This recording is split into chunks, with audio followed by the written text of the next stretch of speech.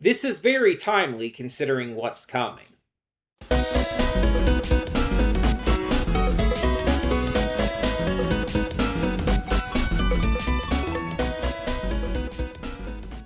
Before we get to today's video, I want to take a moment to talk about Patreon.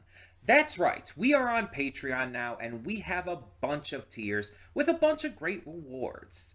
You can subscribe and get things like early access to all reactions, depending on your tier, depends on which reactions you get early access to. You can vote on polls exclusive to patrons that will help determine future reaction series and more. You will get to just have various choices in terms of like getting to choose future reactions I react to, getting to choose first impressions I check out, all kinds of different rewards, and possibly more coming in the future. We're still new at this. We're still figuring things out. It's a process. It's a process. But we have multiple tiers, so whatever you would be able to donate, if you're able and willing to donate, is appreciated. It helps me out, it helps the channel out, it helps us grow. It's going to help just, standardly. It's just something new to check out. Plus, if you like getting the reactions early, that's also a plus.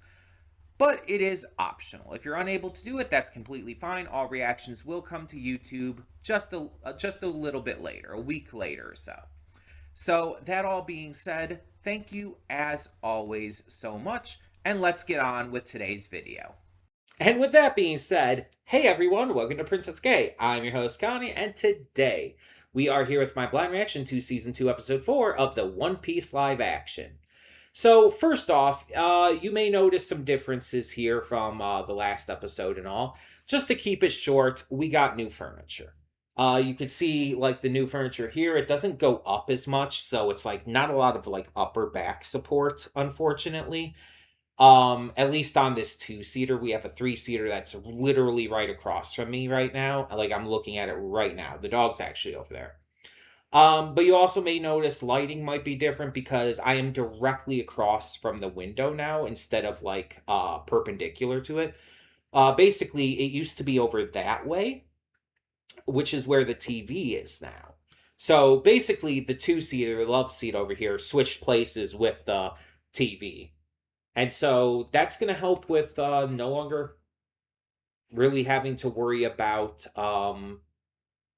like a massive amount of sunlight blasting at my face from the window. Because of how things are situated, that shouldn't hopefully be an issue anymore. But you never know. Either way, we're back with another episode of this. Last episode was really good.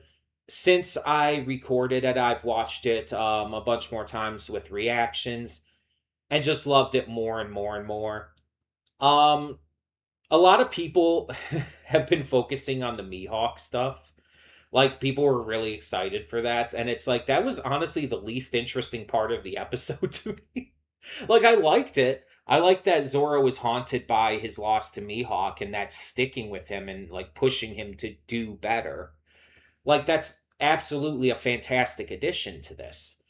But at the same time, like, just everything else from the episode just interested me far more. Like, you had the stuff with Baroque Works and Whiskey Peak, the reveals of Nefertari Vivi and Igaram. You had Mr. Five and Miss Valentine coming in. It's just like there's so many better parts to the episode. Even if you want to still talk about Zoro stuff, Zoro taking on the 100 members of Baroque Works was better than the actual like Mihawk stuff in terms of entertainment factor. At least for me. I don't know like how other people would rank everything from the episode, but for me, the Mihawk stuff, it's like it was great to see, and it was absolutely wonderful to see the actor playing the role again, because he was fantastic. He really embodies Mihawk perfectly. But honestly, if it was taken out, it still wouldn't have bothered me much. Now, I said it last time, and I'm sticking with it. I believe I still believe that the first episode is the best one so far, with number three as a close second. Episode two, like I really liked, and obviously had the emotional pull with Laboon and the Rumbar Pirates and everything. But it didn't. It wasn't as like exciting and constantly hype for me. Like the first episode, I was on cloud nine. I was like constantly like grinning my ass off, super excited at every little thing. And yeah, part of that is because it's been 3 years since the first season, and just having this back is exciting. But also, the first episode was just chock full of so much. It had so much to it, so much intense, exciting moments, so many funny moments, so many references, characters being debuted early, though they would naturally be where they're at around that time. So it's it's one of those things where it was just intensely exciting. And then episode two, like, really pulled it back and made it a lot slower, a lot calmer, a lot more emotional, which is good, which it should be. But it definitely felt like it just held back a bit. And because of that, I wasn't as into it personally. I still loved it. It's still a phenomenal episode, just comparatively. And then episode three, I kind of mentioned, is kind of in the middle. There are some slow sections to it. There's some parts of it that really could use a little bit more liveliness. But there's also some really lively moments. And I think the biggest issue with episode three is the pacing of it. Because while Charithra Chandran did an amazing job at the switch between Miss Wednesday and Vivi, the reveal was very, very sudden. They really, really pushed that reveal suddenly and did not give us time to absorb any information. And I get it. You only have a short amount of time to work with. You have so many episodes, and definitely we're going to dedicate 2 episodes to Little Garden with 3 dedicated to Drum Island. So it makes sense. At the same time, it just feels like there could have been a little more time invested in a big reveal like that. Maybe they could have made the episode just like 10 minutes longer, just to dwell on it a little bit more. Just a little bit, you know? With how popular this series is, I don't think Netflix would have minded 10 extra minutes. And they definitely could have worked the budget with it, I feel, but yeah. It's like that's my only real complaint, especially after seeing the episode so many times. But the last episode did end on a cliffhanger with Miss All Sunday coming in. Um just as Vivi was about to reveal the identity of Mr. Zero, the boss of Baroque Works. And so I'm very excited to see this confrontation. I loved it in the anime, and I'm very much expecting to love it here too. But we're going to be heading to Little Garden, so we're going to be meeting Dory and Broggy. Very excited for that. And it's so timely because One Piece's anime is coming back this next month, April. And we're going to Elbaf. The Elbaf arc starts. And it's like, well, this is just such perfect timing. To have the live action be bringing in Dory and Broggy a month before we're finally reaching Elbaf in the anime. That's just so fitting. That's so timely. I'm so excited for that. Um But we have others we're going to be meeting here too. We have the Unluckies who were mentioned last episode. I'm very excited. Like, I am inordinately excited for that. Like, weirdly excited for Mr. 13 and Miss Friday.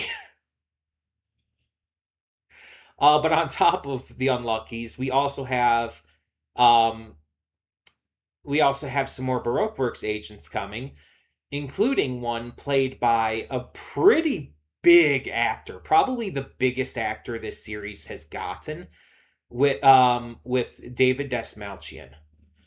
Because, like, yeah, we have Joe Manganiello, and he's pretty big too, but I would honestly say currently David Desmalchian is bigger as an actor, just currently. um he's been in so much lately, from playing Polka Dot Man in Suicide Squad to Late Night with the Devil. He's become such a big name, and he deserves it. He's phenomenal. Like, I'm so excited to see him in this.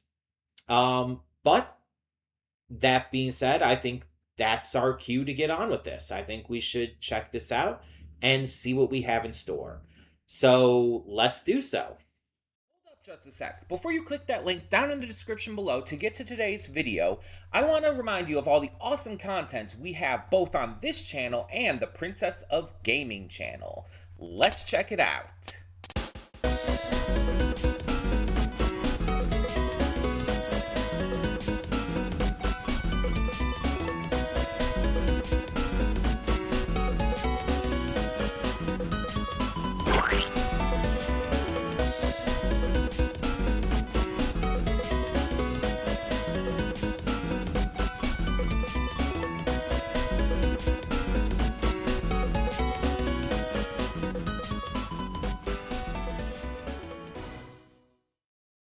Welcome to the Afterthoughts, and we'll begin with spoilers in 3, 2, 1, now. It was just great. Every little bit of this. Like, we only saw the earliest parts to Mr. 3 and Miss Golden Week, but why did they make Miss Golden Week so fucking terrifying? Like, in the original manga and anime, she kind of has like this, like, despite the fact that she's like 16 years old, she has almost a childlike personality with her little tea parties and her cookies and whatnot. But she's kind of like, I wouldn't say emotionless, but she has very soft, subtle emotions to her. Throughout most of her showing here in Little Garden. But here, she's like a fucking, like, terrifying creepazoid. Just spying on everybody, running around and, like stealth tagging them. It's like, what the fuck? Like, why did you make her genuinely scary? That's such a interesting decision. And then you have David Desmalchian as Mr. 3. And like I said in the reaction, David Desmalchian actually watches One Piece with his kid. So he's already familiar with these characters and everything. So when he was able to be cast as Mr. 3, like, he wanted to make sure that he performed the character as well as possible, as accurate to how the character is written by Oda, while injecting some of his own stylings into it. And I think that based on what we've seen so far, he's pretty much perfect. He has that, like, that self-centered artiste kind of vibe to him, really, really down pat, to the point where it's like, it's very clear that he sees himself as above everyone else, and especially the other Baroque Works agents here. I like his love and flourish for the theatrical. It just feels right for him, especially at this point in the story, because Mr. 3, later on in the series, is his character changes a bit. His character post Baroque works, basically, isn't quite the same as it is in Little Garden. Which is fine because basically the mask comes off and he shows kind of his true personality in a way. But like seeing him kind of putting on this overconfidence and this facade of superiority is great. It's so wonderful. It's so well done. I like the beginning of the episode as well with Miss All Sunday. Lara Arbova did a fantastic job. That entire scene was great. Just how she had full control of it the entire time. Even when the others tried to, go after her, she's like, "Don't point those at me." And just completely wipe the floor with them. I really like that. I really like how just one-sided it was.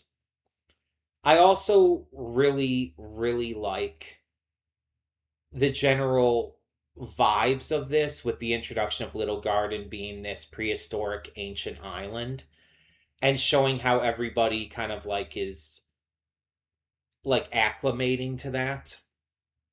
I think that's very well handled. Especially how it changes over time too. Like Usopp definitely had the biggest changes throughout the course of this episode, being, terrified at first to the point where he even went back to the ship, to being super excited, cheering on Brogy and everything. It's like, yeah, because that's what happens in the original story too. Usopp is terrified of Little Garden at first, but he absolutely falls in love with the warrior pride of the Elbaf giants, and it's such a big deal for his character because, like I said, and like it said in the episode, this is his dream. Elbaf's warriors are what being a brave warrior of the sea is all about. That's what Usopp is like trying to achieve here.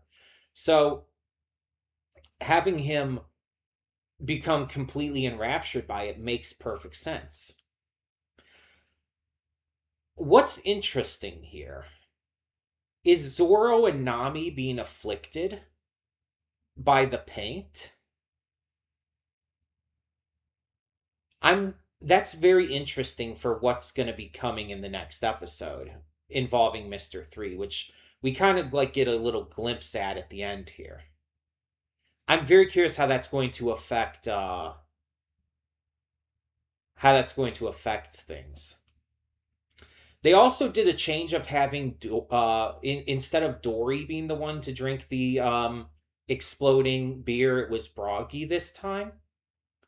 In the manga and anime, Dory was the one who drank it. In this one, they exchanged the beer, and so Dory gave it to him. And I think they did exchange it in the manga and anime too. So Brogy gave it to Dory. It's interesting that they switched it around. I think they wanted to make it like more intense, like when because instead of like Brogy swinging the axe down and slicing Dory in kind of a way that I guess like you could compare it to like Mihawk slicing Zoro, which we've already seen Zoro survive. So they wanted to make it a lot more intense and scary and like sudden.